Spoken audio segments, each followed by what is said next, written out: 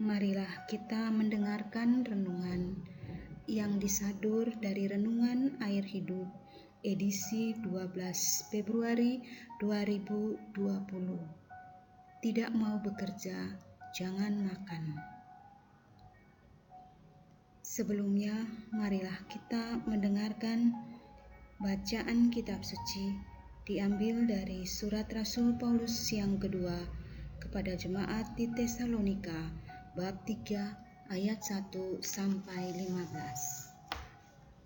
Berdoa dan bekerja.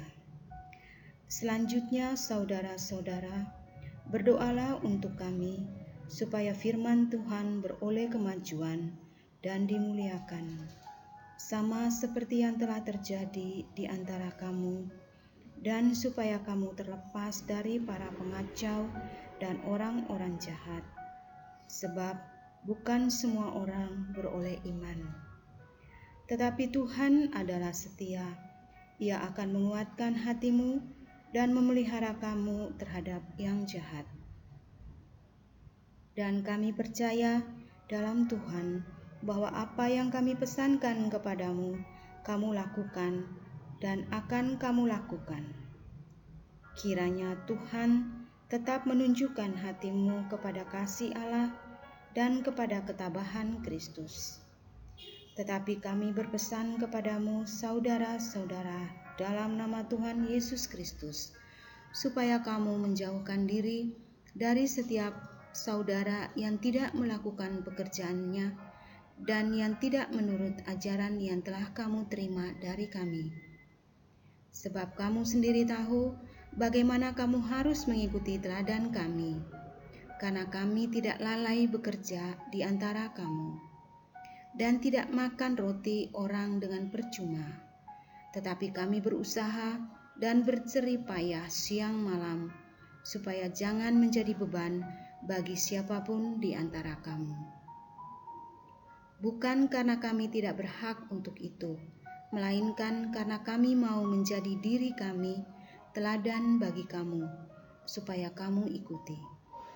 Sebab juga waktu kami berada di antara kamu, kami memberi peringatan ini kepada kamu. Jika seorang tidak mau kerja, janganlah ia makan. Kami katakan ini karena kami dengar bahwa ada orang yang tidak tertib hidupnya dan tidak bekerja, melainkan sibuk dengan hal-hal yang tidak berguna. Orang-orang yang demikian kami peringati dan nasihati dalam Tuhan Yesus Kristus, supaya mereka tetap tenang, melakukan pekerjaannya, dan dengan demikian makan makanannya sendiri. Dan kamu saudara-saudara, janganlah jemu-jemu berbuat apa yang baik. Jika ada orang yang tidak mau mendengarkan apa yang kami katakan dalam surat ini, tandailah dia, dan jangan bergaul dengan dia, supaya ia menjadi malu. Tetapi janganlah anggap dia sebagai musuh, tetapi tegurlah dia sebagai saudara. Demikianlah sabda Tuhan. Syukur kepada Allah.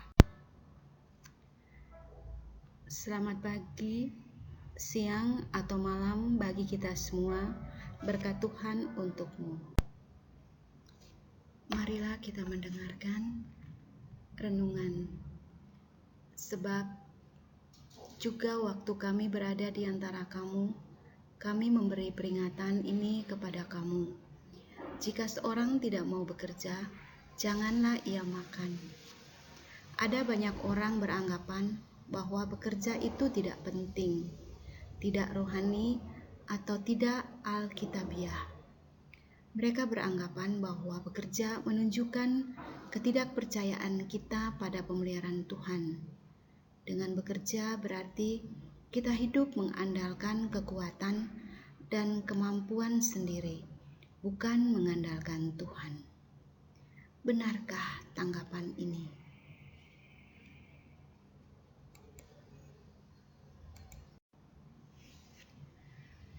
Rasul Paulus sangat geram bila melihat ada orang-orang yang malas bekerja. Jika seorang tidak mau bekerja, janganlah ia makan. Bekerja adalah kehendak Tuhan. Alkitab menunjukkan bahwa Bapa adalah pekerja utama yang sibuk dengan penciptaan dunia. Ini dapat kita lihat pada Kejadian bab 1 ayat 1 sampai 15.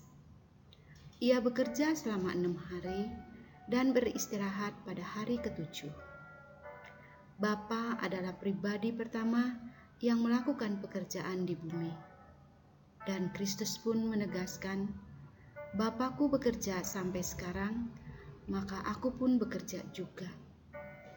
Injil Yohanes bab 5 ayat 17. Orang yang bekerja berarti hidup seturut dengan kehendak Tuhan. Namun bekerja yang bagaimana? Ini yang penting. Apapun juga yang kamu perbuat, perbuatlah dengan segenap hatimu, seperti untuk Tuhan dan bukan untuk manusia.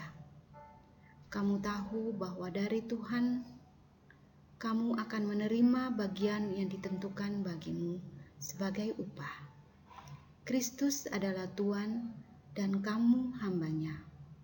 Kolose bab 3 ayat 23 sampai 24.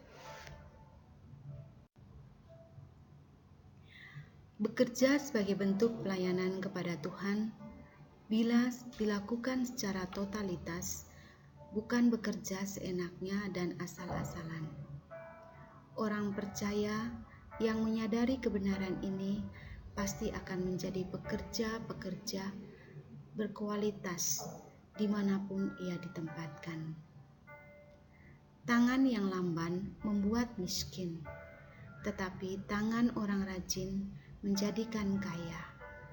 Siapa mengumpulkan pada musim panas, ia berakal budi. Siapa tidur pada waktu panen, membuat malu.